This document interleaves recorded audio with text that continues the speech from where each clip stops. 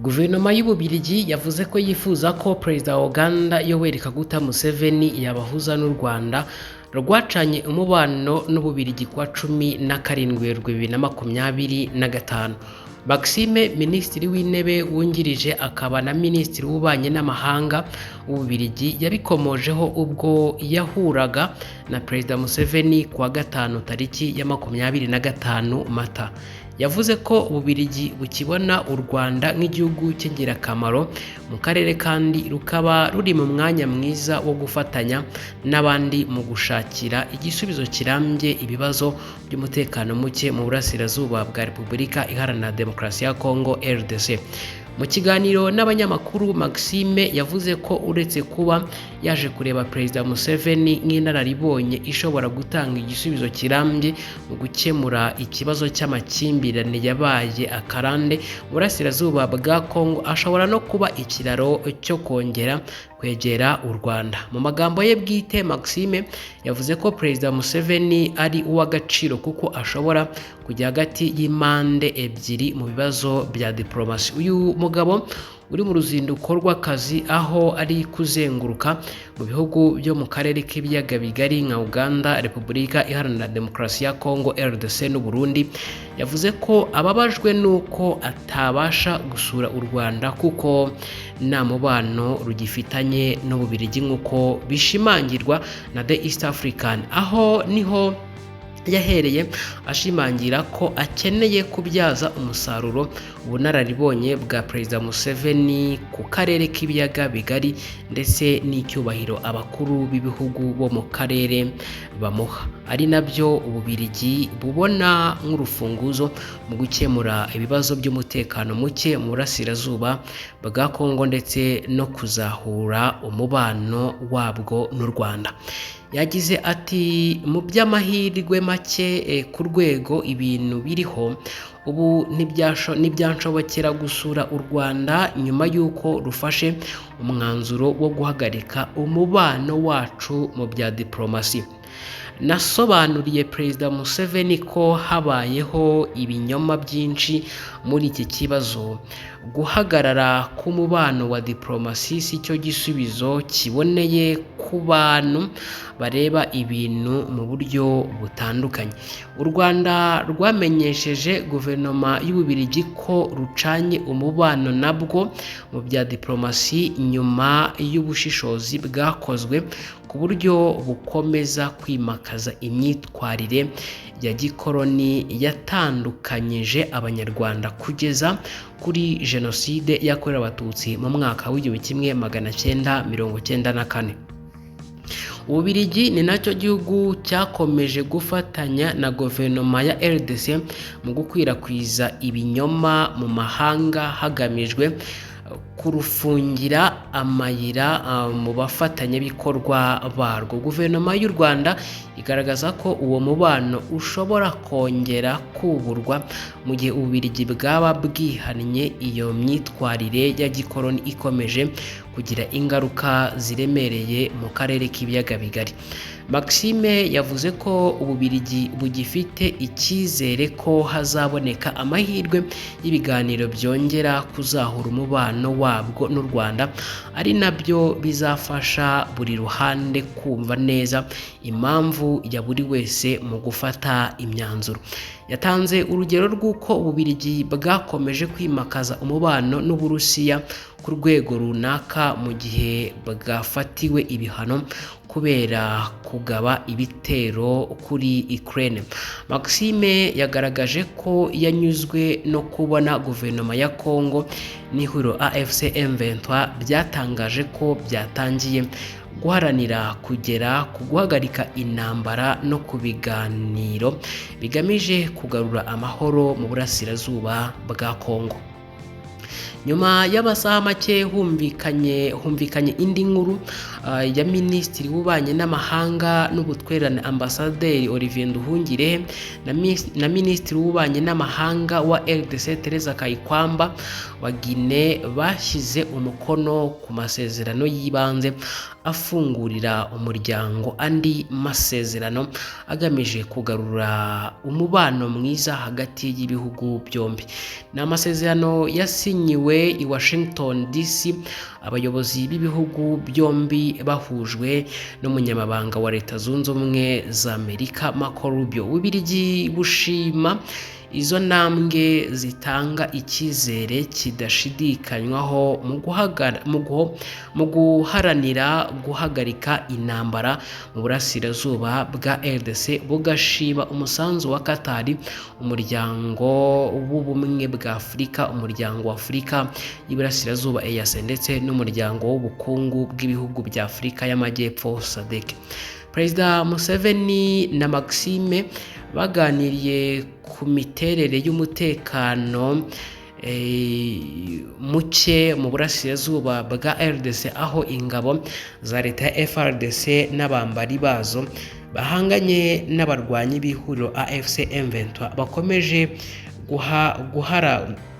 guharanira uburenganzira bw'abanyekongo mu bwoko bw'abatutsi bakuwe muri gakondo yabo. Abo bayobozi bombi bemeranyijwe ko hakenewe kwihutishwa ibikorwa bigamije kugarura amahoro arambye. Maxime yakomeje agira ati, muri uko guhura na Perezida Museveni nashimangiye ko impamvu shingiro z'intambara zikwiye gukemurwa mu rwego rwo guhagarika ubwicanyi bwisubiramo. Maxime yagarutse ku ngingo z'ingenzi zafasha gukemura burundu ibibazo by'umutekano muke muri Kongo ndetse n'umwuka mubi urangwa hagati y'u Rwanda na RDC. Yavuze ko muri izo ngingo harimo gukemura burundu impungenge z'umutekano zizanwa n'umutwe w'iterabwoba wa FDLR ku Rwanda, kubaha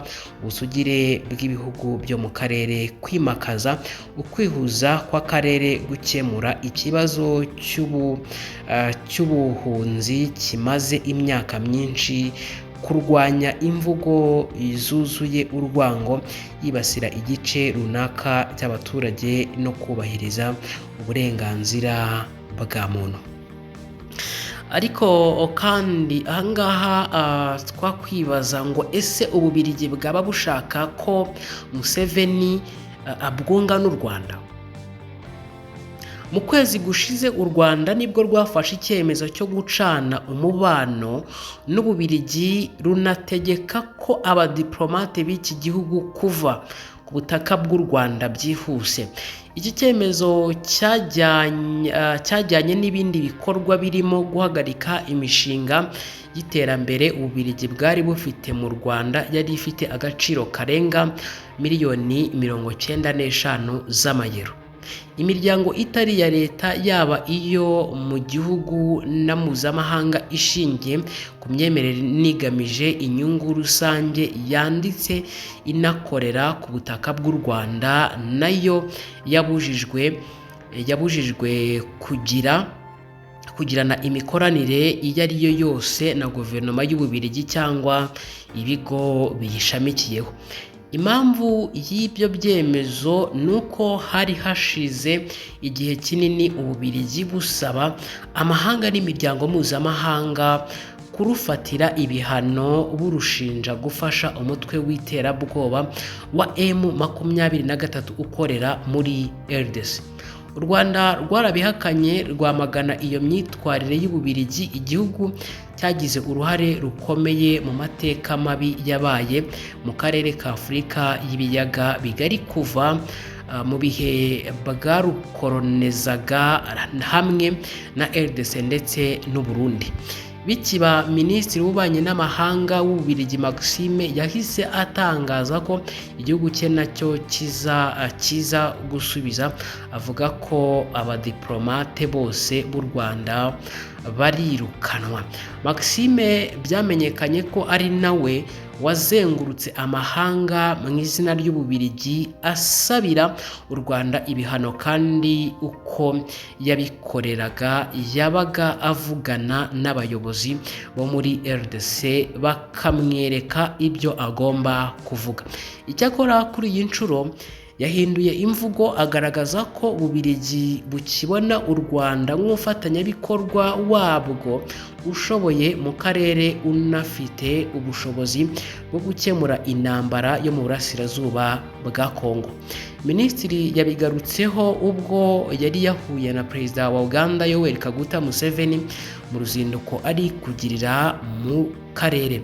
Yasabye Perezida Museveni gufasha mu gukemura ibibazo byo mu burasirazuba bwa RDC no kunga ibihugu no kunga Ububiligi n'u Rwanda nk'uko The East Africa yabyanditse. Minisitiri Maxime yivugiye ko Perezida Museveni ari umuhuza ukomeye mu biganiro bya diplomasi hagati y'impande zombi. Uyu muyobozi yavuze ko yahuye na Museveni mu kubyaza umusaruro inararibonye Perezida wa Uganda afite ku karere nk'uburyo bwo gukemura ibibazo byo mu burasirazuba bwa RDC, ariko bikajyana no kugira uruhare mu kuzahura umubano w'Ububiligi n'u Rwanda. Minisitiri Maxime wasuye Uganda, Uburundi na RDC yavuze ko atasuye u Rwanda bijyanye n'uko ruherutse gucana umubano n'Ububiligi. Yagize ati nyuma y'icyemezo cy'u Rwanda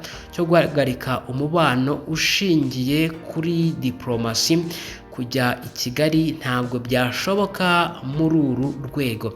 Yakomeje avuga ko yasobanuriye Perezida Museveni ko hari amakuru menshi atarayo muri iki kibazo. Guca umubano mu bya diplomasi ntabwo ari cyo gisubizo ku bijyanye no kutumva ibintu kimwe. Yasobanuye ko abo bayobozi bombi baganiriye ku kibazo cy'umutekano muke mu burasirazuba bwa RDC. Bose bemeza ko hakwiriye kugira igikorwa mu maguru mashya. Ati nashinze agati kandi ku kijyanye n'uko impamvu muzi z'iki kibazo zikwiriye kwitabwaho mu buryo bwo guhagarika ubugizi bwa nabi. Yavuze ko kubaha ubusugire bw'ibihugu byombi, guteza imbere ubufatanye bw'akarere mu bukungu, gukemura ibibazo by'impunzi, guhashya umutwe w'abajenosideri wa FDLR, kurwanya imvugo z'urwango zibasira abaturage bamwe, kwimakaza imiyoborere myiza bishobora gukemura ibibazo byo mu burasirazuba bwa RDC no guhoshya umwuka mubi hagati y'u Rwanda na RDC. Minisitiri Maxime yavuze ko mu kuzamura umubano w'u Rwanda n'Ububiligi biteguye kuganira kuri ibyo bibazo, ndetse avuga ko hakenewe ko buri ruhande rwumva ibitekerezo by'u Burundi. Mu kumvikanisha iyo ngingo yagaragaje ko nubwo Uburusiya buri mu bihano by'uko bwatangije intambara kuri Ukraine, Ububiligi butigeze bucana umubano na MONUSCO. Yavuze ko kandi Ububiligi bwakiriye neza gahunda abo muri AFC M23 na RDC baherutse kwemeranyaho hagamijwe guhagarika imirwano no kugirana ibiganiro biganisha ku mahoro arambye mu burasirazuba bwa Kongo. Ububiligi bwagaragaje ko kandi ari intambwe nziza mu guhagarika intambara, anashimira ibikorwa by'ubuhuza byakozwe na Katari, umuryango wa Afurika yunze ubumwe EAC na SADC. Nubwo Minisitiri Maxime agaragaza ko igihugu cye gishaka amahoro mu karere, u Rwanda imvugo ye iracyagaragaramo ibibazo na kwa kubogamira ku ruhande rumwe. Nk'ubu mu kiganiro n'abanyamakuru i Kampala, uyu muyobozi yavuze ko igihugu cye kitakwirengagiza na rimwe uruhare rw'u Rwanda mu kuvogera RDC, kabone n'ubwo kidashaka ko ibibazo bikomeza gufata indi ntera.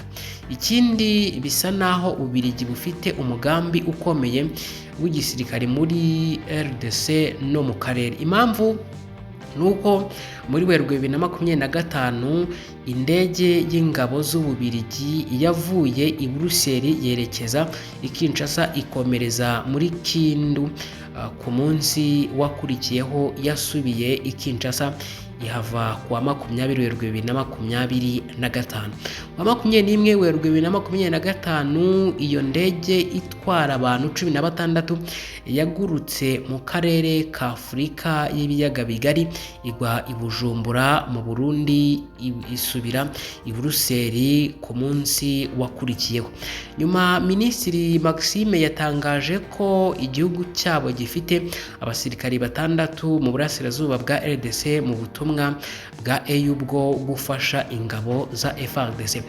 Mu gihe bivugwa ko Ububiligi bwohereje ingabo zo gufasha iza RDC kurwanya umutwe witwaje intwaro wa M23, Minisitiri Maxime yasobanuye ko ubufasha abasirikare b'Ababiligi batanga atari ubwo kujya ku rugamba.